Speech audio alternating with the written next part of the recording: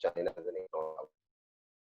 After European Union and after Asia, the third major alternative center of power, according to the curriculum, according to the syllabus given by CBSE, to be understood, to be studied, is China. Why it is mentioned as rise of the Chinese economy? Because the main focus of China to convert itself into the biggest power nearby in 2040 was through the way of economy. Third most important thing is that he is our immediate neighbor. Immediate neighbor मतलब बिल्कुल बगल से लगा हुआ पड़ोसी है वो. Fourth important thing is that कि ये चीज आपको बताने की जरूरत नहीं है that what the current mood is going. Corona के पहले की बात कर रहा हूँ. I am talking just मतलब before corona. That actual position of China क्या है वर्ल्ड में. 1978 से चाइना की इकोनॉमी के राइज को लिंक किया जाता है. बिफोर 1978 ये बोला जाता है कि Chinese economy was rather in मतलब lesser contributor in GDP of the world as compare to Indian economy.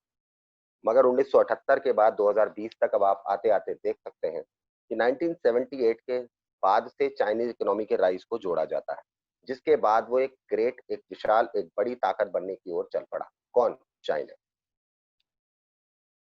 Okay, China has been the fastest growing economy since the reforms first began there. Now you can ask me the question, sir, किताबी स्तर पर हमें ये बताया जा रहा है that in 19 since या after 19 या from 1978 we try to understand the rise of China in the form of an economic power. मैं कहूँगा yes. तो आप कहोगे सर एक्चुअली में जो है 1978 से ही काउंट करना सही है चाइना के इकोनॉमिक राइज को या उसके बाद से? देखिए एक्चुअली तो वैसे 1949 में चाइना में रेवोल्यूशन हुई थी. After communist revolution communist power came into China. शुरुआत तो तभी से हो गई थी. बट 1978 हम इसलिए यूज करते हैं because in 1978 for the first time after 1949 Chinese communist revolution when communist government came into China and got established in China, it was for the first time in 1978 जब चाइना ने अपने administration में और अपने economic policies में बदलाव किए. बदलाव मतलब सुधार किए, मतलब रिफॉर्म्स किए. और वो रिफॉर्म्स, वो बदलाव, वो सुधार जब से किए तभी से चाइना आर्थिक वृद्धि के रास्ते पर चल पड़ा, इकोनॉमिक राइज के रास्ते पर चल पड़ा. उसके बाद it is projected to overtake the US as the world's largest economy by 2040. Its economic integration into the region makes it the driver of the East Asian group, thereby giving it the enormous influence in regional affairs.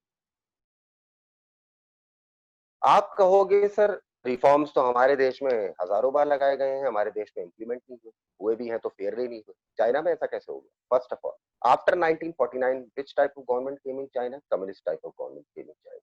वो single rule government होती है, वो single instruction government होती है, वो single order government. इसीलिए जब 1978 में रिफॉर्म्स लगाए गए तो रिफॉर्म्स लगाने से पहले प्लानिंग भी काफी लंबी की गई.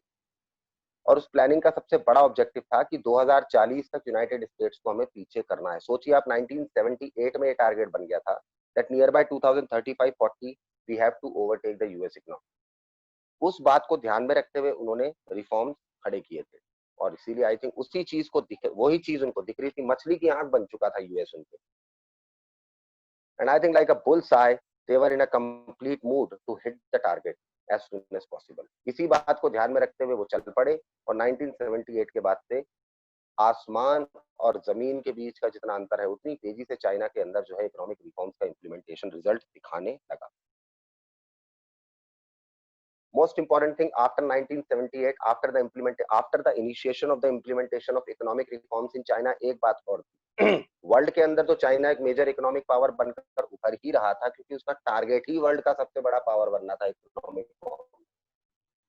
तो ऑब्वियसली एशिया के अंदर तो आप समझ सकते हैं कि चाइना इकोनॉमिक इंटीग्रेशन पर कहां खड़ा हो रहा होगा. बिल्कुल. Just because of these policies China also Just because of these policies, China also motivated itself to be a driver of the East Asian countries. यानी कि एशिया के ईस्ट का, क्योंकि ईस्ट में ही पड़ता है एशिया के China.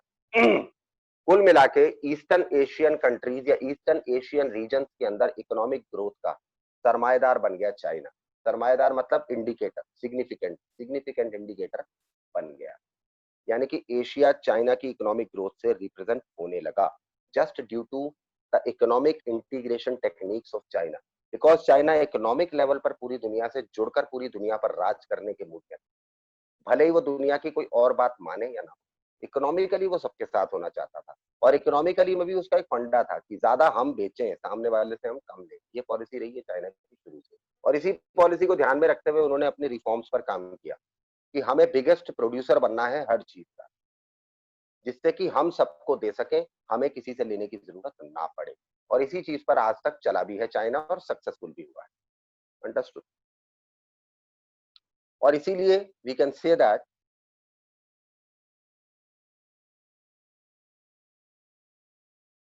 Ayush, I will unmute you. After that, you can ask your question after the completion of this statement. Is it okay? Because I think you sent a message to me after वो चला गया एकदम से. It was not clear.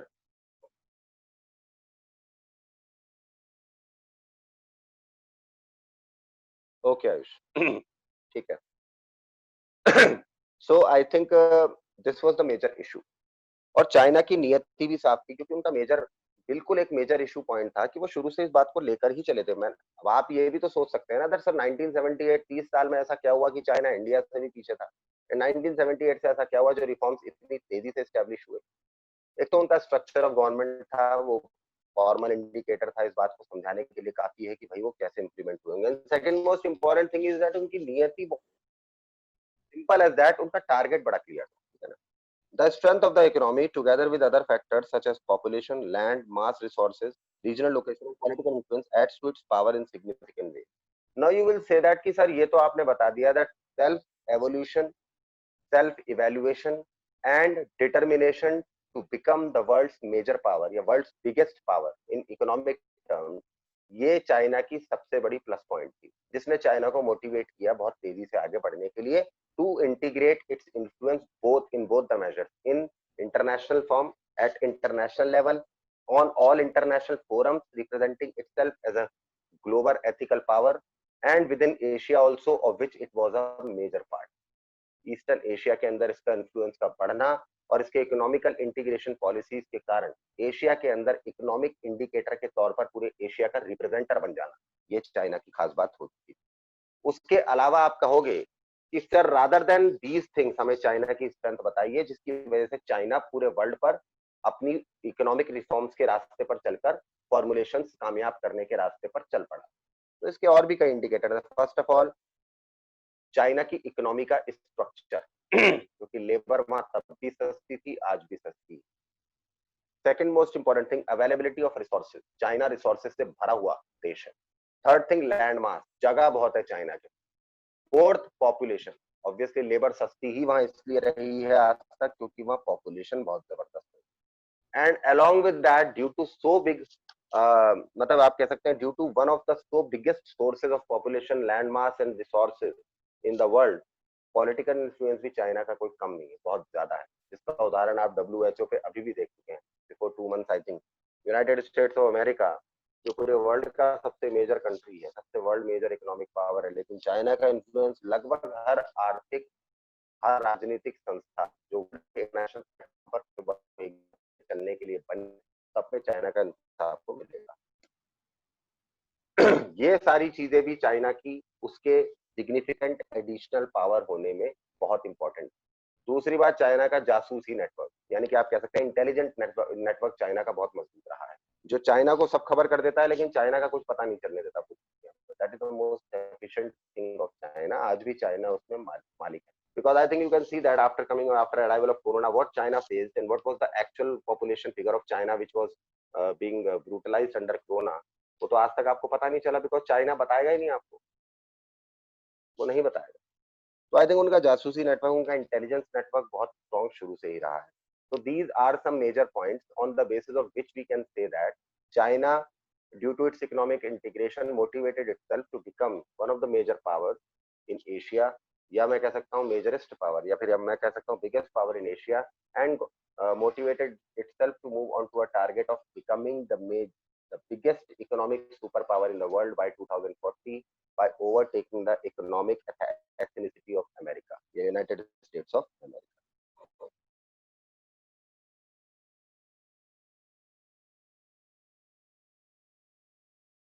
Next point पे आते हैं। After the inception of the People's Republic of China in 1949, following the communist revolution under the leadership of Mao, its economy was based on the Soviet model. ध्यान से सुनिएगा। Inception का मतलब आप समझ सकते हैं ना, आइडिया। इंसेप्शन का मतलब आइडिया होता है। अगर आपने देखी हो Christopher Nolan's directorial Inception, a Hollywood movie acted upon by Leonardo DiCaprio, तो इंसेप्शन का मतलब बेसिकली सिंपल वर्ड्स में आइडिया होता है। When in 1949 the idea of People's Republic of China got developed in China, यानी कि टारगेट आप समझ सकते हैं कि चाइना के अंदर भी कोशिश तो यही थी कि चाइना भी एक रिपब्लिक बने। रिपब्लिक मतलब गणतंत्र, नियर बाय डेमोक्रेसी तो नहीं यहाँ पे मुझे दिख रहा लिखा हुआ, लेकिन हाँ पीपल्स रिपब्लिक चाइना जरूर बनने के रास्ते पर था। और 1949 the idea of People's Republic of China was also being established in 1949, जिसके बाद ही चाइना के अंदर जो ट्राइबल कम्युनिटीज थे, जो ज्यादा थे, जिनको हम कह सकते हैं माओइस्ट, उन्होंने कम्युनिस्ट रेवोल्यूशन स्टार्ट कर दी थी, because they were not actually in the favour of the type of government actually जिस तरीके से चाइना में 1949 के बाद गवर्नमेंट बनी थी पीपल्स रिपब्लिक के नाम पर, वो अगेंस्ट में थे। They were completely in favour of creating China under communist structure. उनको चाइना कम्युनिस्ट फॉर्म में चाहिए था। एज अ रिजल्ट ये हुआ कि चाइना के अंदर एक बहुत ही बड़ी रेवोल्यूशन स्टार्ट हो गई, जो जिसका लीडर कौन था? माओ। अब आप सोचिए, एक ऐसा आदमी जिसने चाइना में एक रेवोल्यूशन स्टार्ट की कम्युनिस्ट स्ट्रक्चर को एस्टेब्लिश करने के लिए, आप सोचिए उस आदमी का नाम इतना पॉपुलर हो चुका है इस वर्ल्ड के अंदर कहीं भी अगर अगेंस्ट द एस्टेब्लिशमेंट कोई खड़ा होता है ना, तो उस पूरी की पूरी ऑर्गेनाइजेशन को हम माओइस्ट ऑर्गेनाइजेशन नाम दे देते हैं। जबकि माओइस्ट ऑर्गेनाइजेशन यानी कि किसके नाम पर पड़ी हुई ऑर्गेनाइजेशन है? एक माओ, जो एक व्यक्ति था जिसने चाइना में रेवोल्यूशन स्टार्ट की थी against the establishment, because he was willing to create China under communist structure. Understood? तो आप ये कह सकते हैं कि माओ की लीडरशिप में जब चाइना के अंदर कम्युनिस्ट रेवोल्यूशन हुई, उस वक्त चाइना की इकोनॉमी किसके मॉडल को फॉलो कर रही थी? सोवियत मॉडल को। Because I think it is the basic question after 1945। ये बेसिक क्वेश्चन था सबके लिए कि भाई आप कौन सा मॉडल फॉलो कर रहे हैं। Actually you are following USSR model और you are actually following the US model. तो चाइना कौन फॉलो कर रहा था? सोवियत मॉडल फॉलो कर रहा है। Next point, the economically backward communist China chose to sever its links with the capitalist world. But अब आप कहोगे what was the actual reason, sir? We want to know that why this person Mao under its leadership motivated the people and motivated other smaller and bigger organizations to get stand up against establishment so as to renovate China under communist system. क्योंकि माओ का ये मानना था कि China एक capitalist world का हिस्सा बनकर भी कैपिटलिस्ट ताकत तब तक नहीं बन सकता जब तक चाइना के अंदर कम्युनिज्म हम स्ट्रॉन्ग तरीके से इंप्लीमेंट ना कर पाए। अब सवाल ये आता है कम्युनिज्म ही क्यों? बिकॉज माओ का मानना था कि चाइना के नेचर में communism, according to Mao it was ethical above, it was ethical to say that China is actually a communist country, therefore China needs to be communistically strong. अगर China एक communist power के रूप में strong बना तो China एक बहुत मजबूत कैपिटलिस्ट वर्ल्ड की कैपिटलिस्ट शक्ति बनकर उभर सकता है। पूंजीवादी शक्ति तभी चाइना बन सकता है। अंडरस्टूड? ये माओ का मानना था। Because I think according to him China was economically backward just because China was not communist till then. ठीक है, देयरफॉर चाइना ने रास्ता क्या चुना कि हमें सभी उन देशों के साथ कॉन्टेक्ट रखने हैं जो कैपिटलिस्ट अप्रोच को फॉलो कर रहे हैं। अंडरस्टूड? यानी कि सोवियत मॉडल को वो पहले फॉलो कर रहे थे, but after the arrival of Mao they changed there Inception of following the model. अब हमें क्या फॉलो करना है? कैपिटलिस्ट मॉडल फॉलो करना। और कैपिटलिस्ट मॉडल एक्चुअली में कौन से कंट्रीज फॉलो कर रहे थे? Under the leadership of United states of America after the second world war. It had little choice but to fall back on its own resources and for a brief period on Soviet aid and advice. लेकिन actually किसी भी change को करने के लिए एकदम से आपके पास या तो भैया आप उस चेंज को अगर ब्रॉट अप करना चाहते हैं उसी इंस्टेंट पर, तो उसकी तैयारी आपकी काफी पुरानी होनी चाहिए। बट एकदम से अगर आप चाहें कि हाँ ठीक है, with in a span of 2 3 4 5 6 month हम ये पूरा का पूरा मॉडल फॉर्मेशन चेंज कर दें, पॉसिबल नहीं होता। तो वही प्रॉब्लम चाइना के साथ भी थी। क्या? चाइना के पास चॉइसेस कम थी। वाई चॉइसेस कम थी? To fall back on its own resources and for a brief period. क्यों? क्योंकि खुद की रिसोर्सेज चाइना के पास कम थी और सोवियत यूनियन की कुछ एडिंग थी, जिस एडिंग पर चाइना की आप कह सकते हैं इकोनॉमिक रिफॉर्म्स जो आई थिंक चाइना ने इंप्लीमेंट कराने की सोच रखी थी, those economic reforms were being actually implemented which were being actually critically dependent upon some of the resources being credited by Soviet Union as an aid to China. यानी कि China जितने भी प्रोसीजर 49 के बाद से लगा रहा था, बिकॉज सोवियत मॉडल था उसका, बिकॉज ऑब्वियसली वो उस मॉडल को फॉलो कर रहा था, तो it was actually the part of Soviet economic model. तो आई थिंक उसको एड भी सोवियत यूनियन से मिल रही, इसलिए चाइना के पास ज्यादा ऑप्शन थे नहीं, बस एक ही ऑप्शन था कि भाई अपने ही रिसोर्सेज में डेवलप, सोवियत यूनियन एडिंग दे रहा है और इतनी जल्दी हम इसको छोड़ भी नहीं सकते। यानी कि दोनों चीजों में problem, first of all are resources are not developed at that particular level, या फिर मैं ये कहूं कि रिसोर्सेज अगर डेवलप भी हैं तो हमें उन रिसोर्सेज को एक्सकेवेट और ग्रेव करने का रास्ता नहीं पता अभी। तो first of all we have to find it. Second, Soviet aiding अभी हमें मिल रही है, हम इसी वक्त पे अगर कच्चा पक्का रास्ता पकड़ लेंगे तो सोवियत यूनियन की एडिंग बंद हो जाएगी एंड एक नया दुश्मन हम कमा लेंगे। तो ऑप्शन चाइना के पास ज्यादा था ही नहीं, दुश्मन in the sense that ideologically एक दुश्मन बन जाएगा। The model was to create a state owned heavy industries sector from the capital accumulated from agriculture. Simple target ये था कि हमें छोटे लेवल पर काम शुरू करना है, बट बहुत फास्ट और बहुत ही बेसिक ग्रोथ के साथ वर्क शुरू करना है। वो कब होता है? देखिए, कोई भी देश इंडस्ट्रियल सेक्टर में जब तक मजबूत नहीं होता तो उसका सर्विस सेक्टर भी मजबूत नहीं होता। Second most important thing is that किसी भी देश को इंडस्ट्रियल सेक्टर में मजबूत अगर होना है तो उसको अपनी हैवी इंडस्ट्रीज बड़ी रखनी चाहिए। वो तभी होता है जब उसके पास जितनी ज्यादा से ज्यादा हैवी इंडस्ट्रीज होंगी, यानी कि जितना ज्यादा से ज्यादा रॉ मटेरियल फॉर इंडस्ट्रियलाइजेशन जो देश बनाएगा उतना ज्यादा वो इंडस्ट्रियली और सर्विसकली या फिर आप कह सकते हैं टर्शियरिकली मजबूत होगा। तो चाइना ने भी वही टारगेट बनाया था। चाइना का भी सिंपल टारगेट ये था कि हमें कुछ नहीं करना है, हमारा मॉडल सिंपली ये है कि हम ज्यादा से ज्यादा हैवी इंडस्ट्रीज इस तरह की खड़ी करें, ज्यादा से ज्यादा हैवी इंडस्ट्रीज इस तरह की और इस मेगा बजट की स्टैंड अप हम करें जो ज्यादा से ज्यादा रॉ मटेरियल हमारे under he under the control of the government बनाए। First important thing, more and more heavy industries. Second important thing, those more and more heavy industries should be running under the control of state itself, यानी कि government itself। यही communist होता है, यही तो communism होता है। तो चाइना का मेन टारगेट यही था कि हमें इंडस्ट्रियलाइजेशन में आगे जाना है तो हैवी इंडस्ट्रीज बड़े स्तर पे हमें डेवलप करनी है, और वो भी under the direct control of the government. उनका यही टारगेट था, from the capital accumulated from agriculture. अब ये आप देखिए, आप कहोगे सर इंडस्ट्रियली चाइना को अगर स्ट्रांग होना था तो उसके लिए वो सोच रहा था कि हमें हैवी इंडस्ट्रीज को बढ़ावा देना है under the direct control of the state. लेकिन उन हैवी इंडस्ट्रीज को under the direct control of the state motivate करने के लिए जो रिसोर्सेज चाहिए, जो पैसा चाहिए, जो धन चाहिए, जो इकोनॉमी चाहिए, वो कहां से पॉइंट ऑफ देम। तो चाइना का यही मकसद था कि जो खेती से हम, या जो ओपीएम की खेती से हमारा पैसा, मेनली ओपीएम भी मैं कहूंगा, अफीम की खेती से जो हम पैसा निकाल रहे हैं, उस पैसे को ऑब्टेन करके हम अपनी इंडस्ट्रीज को एक्सपैंड करेंगे, और इंडस्ट्रीज को एक्सपैंड करते हुए हैवी इंडस्ट्रियलाइजेशन को हम मेजरली एक्सपैंड करेंगे, जिसके बाद हमारे एग्रीकल्चर से इनपुट निकलता रहेगा और आउटपुट हमें इंडस्ट्रीज देती रहेंगी, और इस तरीके से हमारा इंडस्ट्रियलाइजेशन फिगर जो है वो बढ़ता रहेगा। As it was short of foreign exchange that it needed in order to buy technology and goods on the world market, China decided to substitute import by domestic goods. इस तरह से देखिए, China सोचते बहुत मुल्क हैं, लेकिन चाइना ने सोचा भी और करके भी दिखाया। अब देखिए, अब आप बहुत सारी चीजें, you are planning to become an economic power.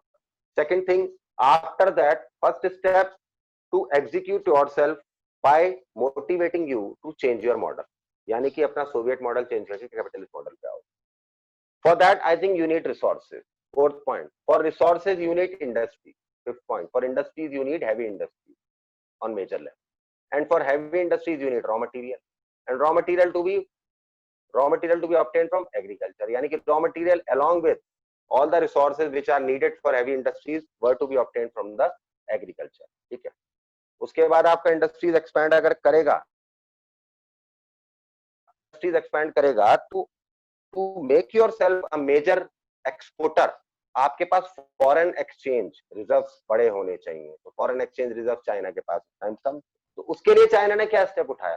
Foreign exchange reserves कम क्यों थे चाइना के पास? क्योंकि चाइना इंपोर्ट ज्यादा करता था, एक्सपोर्ट कम करता था। भाई आप दूसरों को माल बेचे, दूसरे देशों की करेंसी उतनी कमाएगी आपके पास। आप जितना ज्यादा दूसरों का खरीदेंगे, आपकी करेंसी उतनी ज्यादा जाएगी। तो आप सकते हैं, फॉरेन एक्सचेंज आपके पास है नहीं, इंटरनल अपनी खुद की सेल्फ करेंसी का जो रिजर्व है वो आपका खाली हो रहा है। तो ऑब्वियसली इससे आप समझ सकते हैं, अंडरस्टूड, कि इकोनॉमिकली आप कितने स्ट्रॉन्ग है। इसी बात से डिसाइड और डिवाइड होता है कि whether you how much you are stronger and how much you are dependent on other economy. तो चाइना ने फिर ये टारगेट बना लिया कि हमें अपना इंपोर्ट फिगर तो कम करना है और एक्सपोर्ट फिगर ज्यादा बढ़ाना है। तो उन्होंने कहा कि ये दोनों काम हम एक साथ तो कर नहीं सकते। तो first of all, to make our position very noticeable in the world market, हमें अपने इंपोर्ट्स कम करने पड़े। तो अपने इंपोर्ट्स को कम करने के लिए उन्होंने टेक्नोलॉजी पर पैसा इन्वेस्ट करने की सोची, और उन्होंने ये मन बना लिया कि टेक्नोलॉजी का ना हम ऑर्डर देंगे बाहर से, ना ही हम टेक्नोलॉजी खरीदेंगे। उनका सिंपल टारगेट बन गया कि टेक्नोलॉजी हम खुद तैयार करें, यानी कि simple, the imports which were being actually taken by from the foreign countries, China का टारगेट ये बन गया था कि हम उन सभी इंपोर्ट्स को डोमेस्टिक गुड्स में कन्वर्ट कर देंगे। यानी कि actually the things which we are importing as per our requirement, as per our need from different different nations of the world, we will be constructing, we will be manufacturing all those things within our territory of its own. So I think for today it's more than enough. All the students are requested to come. तो China की economic power बनने के रास्ते से आप समझ सकते हैं, एक विजन बनाया, विजन बनाने के बाद रास्ते रिफॉर्म्स तैयार किए, और रिफॉर्म्स तैयार करने के बाद अपने आप को आगे बढ़ाना स्टार्ट कर दिया। यही चाइना की सबसे बड़ी ताकत। और मोस्ट इंपॉर्टेंटली ये नहीं होता है कि आपको सोचें फिर आगे बढ़े, मोस्ट इंपॉर्टेंटली ये होता है कि सोचने से पहले आपको ये पता होना चाहिए कि मैं जो सोच रहा हूँ उस सोच से मुझे कैसे आगे बढ़ना है। ऐसा नहीं कि सोचने के बाद में देखो भैया मुझे आगे बढ़ना, लाइक इंडिया करती, ठीक है ना, इधर उधर से। आई थिंक क्योंकि majorly I think all the reform which have been implemented in India from 1947 वो यही है, उधर रिजल्ट अच्छा रहा तो उठा लो, उधर रिजल्ट अच्छा रहा तो उठा लो। एनालिसिस उसका जो इवेल्युएशन, जो चाइना की सबसे बड़ी ताकत रही है, सेल्फ इवेल्युएशन, इंडिया के पास वो कभी रहा ही नहीं। इसीलिए इंडिया के अंदर मेजर रिफॉर्म्स या तो कामयाब नहीं हुए या इंप्लीमेंट नहीं हो पाए। All the students are requested to come on to the screen please. Tanya, Ayush,